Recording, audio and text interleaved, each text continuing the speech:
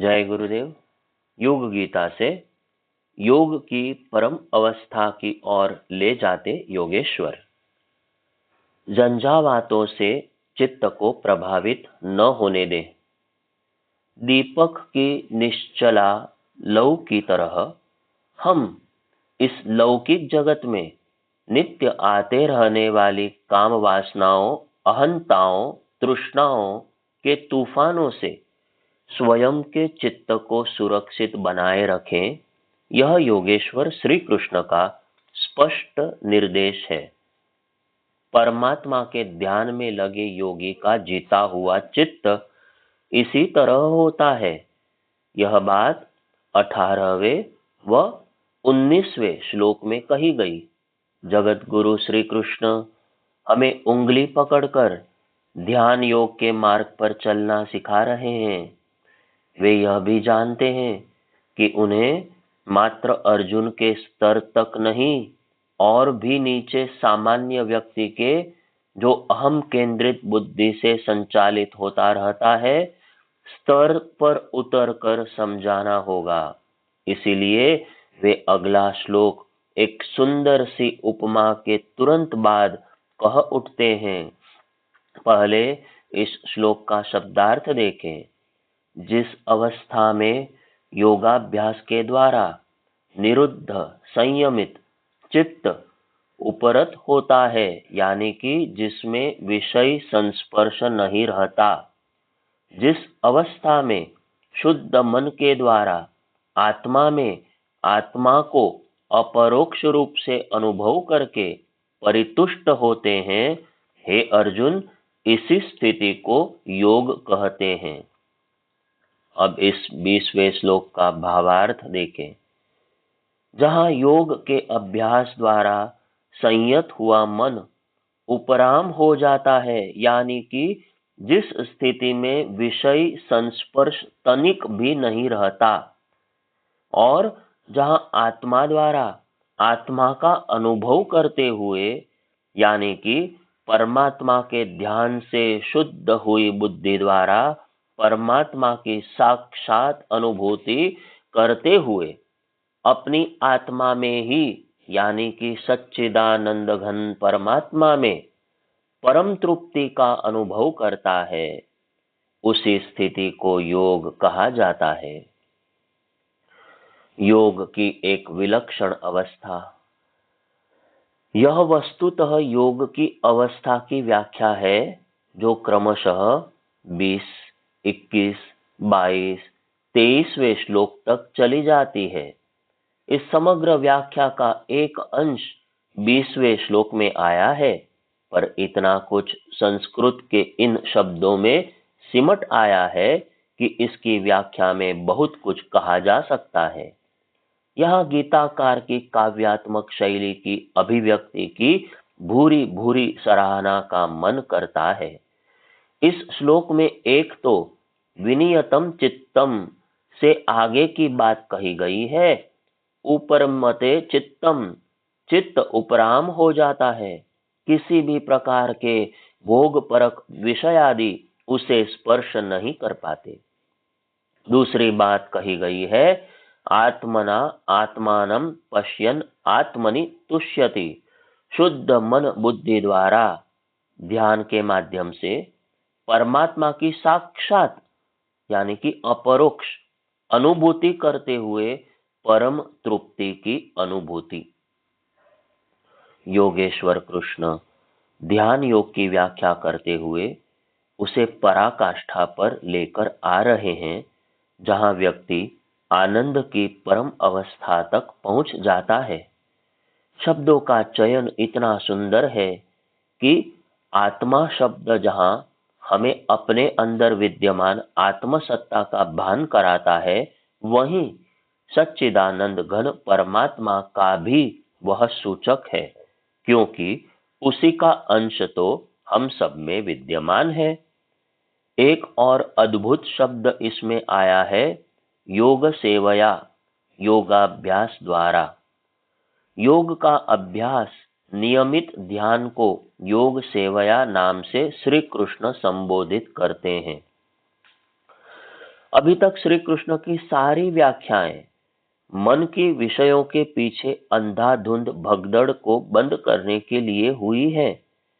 ज्यों ही यह दौड़ बंद होती है, मन शांत हो जाता है, उपरामता को प्राप्त हो जाता है एवं व्यक्ति अपने अंदर महान शांति की अनुभूति करता है।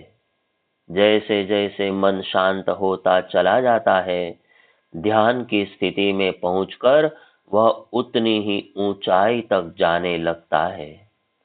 मन शांत स्थिति में जाकर जितनी गहराई में डुबकियां लगाता है, उतनी ही उसकी दृष्टि सूक्ष्म होती जाती है एवं ध्यान से इस तरह शुद्ध हुई सूक्ष्म बुद्धि द्वारा साधक परमात्मा का साक्षात्कार करता हुआ परम तृप्ति भरे आनंद का अनुभव करने लगता है।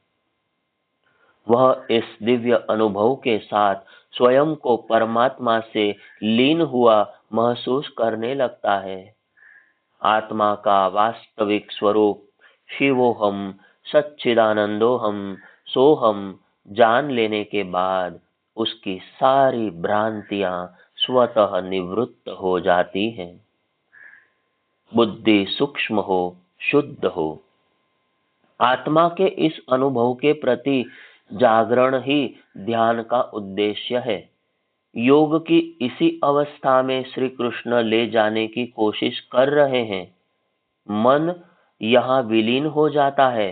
मन के समाप्त होते ही सारी कल्पनाओं, स्वप्नों, कामनाओं, आकांक्षाओं, तृष्णाओं, कामोद्वेगों सभी की निवृत्ति स्वतः हो जाती है। बार बार श्री कृष्ण का जोर बुद्ध को सूक्ष्म शुद्ध बनाने पर व मन को विलय करने पर है। मन बुद्धि चित्त को पार करके ही शुद्ध अहम तक पहुंच हो सकती है, जहां परमात्मा स्वयं विद्यमान है। परमात्मा से अपने अंदर साक्षात्कार का अनुभव कृत्य करने वाला, अनंत तृप्ति देने वाला एवं शांति देने वाला है। यह ध्यान की सर्वोपरि उपलब्धि है एवं यहाँ तक पहुँचने का सभी को आमंत्रण है। पहले 15वें श्लोक में श्री कृष्ण कह चुके हैं, योगी निर्वाण की उस परम शांति को प्राप्त होता है जिसकी आधारशिला नींव मेरे अंदर है। निर्वाण की यह शांति तभी मिलती है जब चित्त पूर्णतया संयत और कामना मुक्त है, आत्मा में स्थित हो। जब वह वायु शून्य स्थान में स्थित दीप शिखा के समान अचल होकर अपने सभी चंचल कर्म करना बंद कर दे एवं अपनी बहिर्मुखी वृत्तियों को अंदर खींच ले। आत्मा में आत्मा का साक्षात्कार होने की स्थिति में जीव परम तृप्ति का अनुभव करता है, वास्तविक परम सुख की अनुभूति करता है। उस अशांति देने वाले सुख की नहीं, जो मन और इंद्रियों की खेलकूद के कारण उसे प्राप्त है, बल्कि वह आंतरिक आनंद जो परम शांति देने वाला है, जिसमें मन का कोई विक्षोभ नहीं है, जिसमें स्थित ध्यान योगी को अपनी सत्ता के आध्यात्मिक सत्य के अति समीप पहुंचा देती है। मानसिक दुख, संक्षोभ, विक्षोभ सभी बहिरंग के विषयों के संस्पर्श के कारण हैं। ऐसे दुखों से संबंध विच्छेद को श्री अरविंद मन का दुख के साथ तलाक देने के समान बताते हैं। इसी आध्यात्मिक आनंद की प्राप्ति, जिसमें बहिरंग के दुख कष्ट नहीं देते, जिसमें आत्मा परमात्मा का मिलन हो जाता है, श्री कृष्ण के अनुसार योग है, भगवान से ऐक्य है, जीव ब्रह्म मिलन है एवं इसी परम लाभ वाले लक्ष्य तक पहुंचा देना योगेश्वर का उद्देश्य है। ध्यान योग का लक्ष्य। परम पूज्य गुरुदेव पंडित श्री राम शर्मा आचार्य जी लिखते हैं, ध्यान योग का उद्देश्य अपनी मूलभूत स्थिति के बारे में, अपने स्वरूप के बारे में सोच विचार कर सकने योग्य स्मृति को वापस लौटाना है। यदि किसी प्रकार वह वापस लौट सके तो लंबा सपना देखकर डरे हुए व्यक्ति जैसी अंतः स्थिति हुए बिना नहीं रह सकती। तब प्रतीत होगा कि मेले में खोए हुए बच्चे से, आत्मविस्मृत मानसिक रोगियों से अपनी स्थिति अभिन्न नहीं रही है। इस व्यथा से ग्रसित लोग स्वयं घाटे में रहते हैं और औरों को दुखी करते रहते हैं। विस्मरण का निवारण, आत्मबोध की भूमिका में जागरण, यही है ध्यान योग का लक्ष्य। उसमें ईश्वर का स्मरण किया जाता है, अपने स्वरूप का अनुभव किया जाता है, जीव और ब्रह्म के मिलन की स्मृति फिर से ताजा की जाती है। ध्यान पर परम पूज्य गुरुदेव की व्याख्या एवं उनके द्वारा कराए गए विभिन्न प्रकार के ध्यान के निर्देशों को देखते हैं तो लगता है कि वह गीता के इन्हीं श्लोकों की व्याख्या है। कई प्रकार के ध्यान परम पूज्य गुरुदेव द्वारा उन्हीं की वाणी में कराए गए टेपांकित हैं। उनमें त्रिवेणी स्नान वाला एक ध्यान ऐसा है जो इसी प्रकार के निर्देशों पर टिका है, जिसमें हमें आत्म तत्व का सामीप्य मिल सके, हम अपने निज के परमात्म रूप की अनुभूति कर तृप्ति, तुष्टि, शांति को अनुभव कर सकें। नित्य नियमित ध्यान शांति कुंज की विशेषता रही है और प्रातः, दोपहर, शाम की त्रिकाल संध्याओं में आत्मनिर्देश, लय योग एवं नाद योग ध्यान द्वारा लाखों व्यक्ति लाभान्वित हुए हैं। अंतः ऊर्जा जागरण के मौन सत्रों में यह लाभ विशेष मिलता है। निरुद्ध चित्त की योग सेवा। प्रस्तुत 20वें श्लोक में एक शब्द योग सेवा आया है। कहा गया है कि योग सेवा से चित्त निरुद्ध हो जाता है। गीता प्रेस गोरखपुर के श्री जय दयाल जी गोयंदका लिखते हैं, ध्यान योग के अभ्यास का नाम ही योग सेवा है। सतत ध्यान योग का अभ्यास करते करते जब चित्त एकमात्र परमात्मा में, सच्चिदानंद घन परमेश्वर में भली भांति स्थित हो जाता है, तब वह निरुद्ध कहलाता है। वस्तुतः योगः चित्तवृत्ति निरोधः वाली पतंजलि की व्याख्या यहाँ स्पष्ट रूप में योगेश्वर श्री कृष्ण द्वारा की गई है। श्री कृष्ण कहते हैं कि जैसे ही योगी का चित्त परमात्मा के स्वरूप में निरुद्ध हो जाता है, उस समय वह संसार से हमेशा के लिए उपरत हो जाता है। उपरत होने का अर्थ है फिर अंतःकरण में लौकिक कामनाओं, आकांक्षाओं की इच्छा कभी उत्पन्न न होना, सदा के लिए समाप्त हो जाना। संसार में रहते हुए भी सभी प्रकार की इच्छाओं से चित्त का उपराम हो जाना योग की उच्चतर अवस्था में पहुंच जाना है। श्री बाल गंगाधर तिलक जेल में लिखी गई अपनी सुप्रसिद्ध पुस्तक गीता रहस्य में लिखते हैं, 19वें श्लोक में जिस चित्त वृत्ति निरोध की बात एक उपमा से कही गई, उसी की व्याख्या रूप में 20वें से 23वें श्लोक तक विस्तार से आई है। यह वस्तुतः इसी तथ्य की व्याख्या है कि समाधि चित्त वृत्ति निरोध की ही पूर्ण अवस्था है। इसी को योग कहते हैं। दुख रहित स्थिति जो प्राप्त होती है वही ब्रह्मानंद है, आत्मानंद है। अब शेष श्लोकों को तो बाद में समझेंगे। इस श्लोक में जो गूढ़ बातें आई है उनका स्पष्टीकरण अनिवार्य है। योग सतत करते हुए, ध्यान लगाते लगाते योगी परमात्मा की प्रत्यक्ष अनुभूति करता हुआ, उन्हीं में मन लगाता हुआ शांति को प्राप्त होता है। यह बात आत्मना आत्मानं पश्यन् आत्मनि तुष्यति के माध्यम से आई है। यह ध्यान की सर्वोपरि उपलब्धि है। हमारे मन का हर समय शांत स्थिति में होना परम तप कहा गया है। जिस अंतःकरण में शांति जितनी गहरी होगी, वहां शक्ति भी उतनी ही सघन होगी।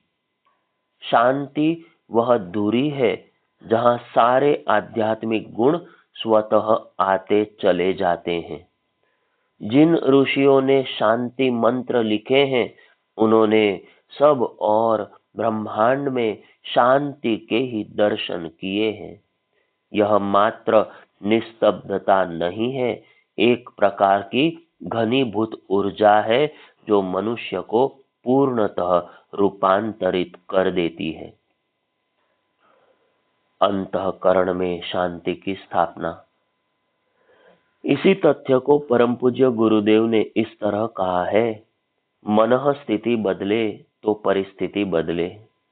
यदि हर व्यक्ति का मन बदल जाए, अंदर शांति स्थापित हो जाए, तो बाहर भी सब शांतिमय हो जाएगा। व्यक्ति निर्माण से युग निर्माण की परिकल्पना उनने इसी आधार पर की है। बुद्ध के हृदय की शांति ने अंगुलीमाल को बदला। इसी प्रकार हम योग द्वारा सारे संसार को बदल सकते हैं। क्रोध तो शांति के अभाव का नाम है। क्रोध जाते ही बोध हो जाता है कि हम कौन हैं, हमारी आत्मसत्ता क्या है, हमें कैसा होना चाहिए। मन की शांति, अंतःकरण की शांति आज की परम आवश्यकता है। उसकी तलाश लोग बाहर करते हैं, है वह अंदर ही। श्री कृष्ण चाहते हैं कि हर व्यक्ति गीता की शिक्षा पर चले, मन को शांत बनाए, अपने अंदर बैठे परमात्मा से योग स्थापित करे एवं नियमित योगाभ्यास द्वारा साक्षात उसकी अनुभूति नित्य करे। यदि ऐसा होने लगे तो व्यक्ति निर्माण, दिव्यकर्मी ध्यान योगी महामानवों का निर्माण स्वतः होने लगेगा। अब 21वें, 22वें और 23वें श्लोकों की ओर चलते हैं। 20वें श्लोक तक आते आते इस अध्याय में इतना कुछ प्रभु कह गए हैं कि यह उसी के लिए बोधगम्य है जो अपने अहम से परे हटकर सोचता है। बौद्धिक रूप से सोचने वाले को भी यह जानना जरूरी है कि ध्यान क्यों जीवन में जरूरी है, नियमित आत्मा के आहार के रूप में इसकी इतनी अनिवार्यता क्यों बताई गई है एवं ध्यान से और भी उच्चतर उपलब्धियां ऐसी क्या हैं जिनकी तुलना में लौकिक लाभ गौण मालूम होते हैं। जीवन दृष्टि हर व्यक्ति की बदले, चाहे वह भक्ति मार्गी हो, कर्मयोगी हो अथवा ज्ञान योगी, बुद्धि से जुड़ा हो या भावना से, एवं हृदय से ध्यान को आत्मसात करे। इसलिए श्री कृष्ण 3 श्लोक और लेकर 18, 19 और 20वें श्लोकों में ही कही गई अपनी बात को विस्तार से 21, 22 व 23वें श्लोक में समझाते हैं, ताकि किसी प्रकार का कोई संशय न रह जाए। इन तीनों श्लोकों में एक अनुभूति को प्राप्त निष्णात शिक्षक की तरह योगाचार्य श्री कृष्ण हमें अपने गहराई तक फैले अंतस की एवं ध्यान की अवस्था का पूर्णतः बोध कराते हैं। उच्च कक्षाओं की ओर पहले इन तीनों श्लोकों का शब्दार्थ देखते हैं। जिस अवस्था में यह योगी केवल बुद्धि के द्वारा जानने योग्य, इंद्रियों से भी परे अत्यंत जो आनंद है उसे अनुभव करता है, जानता है, और जिस अवस्था में स्थित होकर परमात्मा के स्वरूप से विचलित नहीं होता, वैसी अवस्था को दुख रूपी संसार के संयोग से रहित योग रूप में जानना चाहिए, समझना चाहिए। वह योग बिना उबे हुए चित्त से धैर्यपूर्वक, दृढ़ निश्चय के साथ, उत्साह युक्त चित्त से किया जाना चाहिए, योग युक्त होना चाहिए। योग की परम स्थिति यहाँ आकर 18वें से आरंभ हुई योग की एवं 20वें से आरंभ हुई योग की अवस्था की व्याख्या योगेश्वर द्वारा परिपूर्ण होती है। इस बीच में इतना कह गए हैं कि इसकी विशद विवेचना हमें करनी ही होगी, नहीं तो हम ध्यान का मर्म नहीं जान पाएंगे। पहले तीनों का भावार्थ देखते हैं। जिस अवस्था में योगी उस अनंत आनंद का अनुभव करता है जो इंद्रियातीत है एवं केवल शुद्ध हुई सूक्ष्म बुद्धि द्वारा ग्रहण करने योग्य है, जिसमें स्थित होकर योगी उस परमात्मा के स्वरूप से कभी विचलित नहीं होता, जिसे प्राप्त करके उससे बड़ा लाभ कोई और दूसरा लाभ वह योगी मानता नहीं, और परमात्मा प्राप्ति रूपी जिस अवस्था में स्थित होकर वह बड़े से बड़े दुख से भी विचलित नहीं होता, जो दुख रूपी संसार के संयोग से रहित है, उसी को योग रूप में जानो। योग का न उकताए हुए अर्थात धैर्य रखने वाले और उत्साह युक्त चित्त द्वारा अभ्यास दृढ़ निश्चय के साथ किया जाना चाहिए, एक कर्तव्य के रूप में संपादित किया जाना चाहिए। शब्दार्थ व भावार्थ से जटिल संस्कृत की शब्दावली के संयोजन से बने श्लोक परत दर परत खुलते चले जाते हैं। वह योग हमारे सामने स्पष्ट होने लगता है, जिसमें श्री कृष्ण हमें स्थापित करना चाहते हैं व जिसके विषय में वे आत्म संयम योग की 6ठे अध्याय की व्याख्या की शुरुआत से हमें समझा रहे हैं। वे बड़ा स्पष्ट कह रहे हैं कि योग की यह चरम अवस्था है। इसमें प्रवेश करने के बाद व्यक्ति कभी अपने वास्तविक स्वरूप से च्युत नहीं होता, परमात्मा सत्ता से उसका कभी विलगाव नहीं होता। ऐसा योग साधने के बाद साधक सबसे बड़ा लाभ फिर उसी को मानने लगता है। उसकी तुलना में कोई और भौतिक लाभ उसे बहुत गौण प्रतीत होता है, तथा ऐसी स्थिति में बड़े से बड़ा दुख भी उसे विचलित नहीं करता। वह जरा भी परेशान नहीं होता, धैर्य पूर्वक कष्टों को सहन करता हुआ वह दुखों के संयोग के वियोग को ही योग मानता है। इस योग का वह बिना धैर्य खोए, बिना विक्षुब्ध मन के अभ्यास आरंभ कर देता है। आगे की चर्चा कल करेंगे। जय गुरुदेव।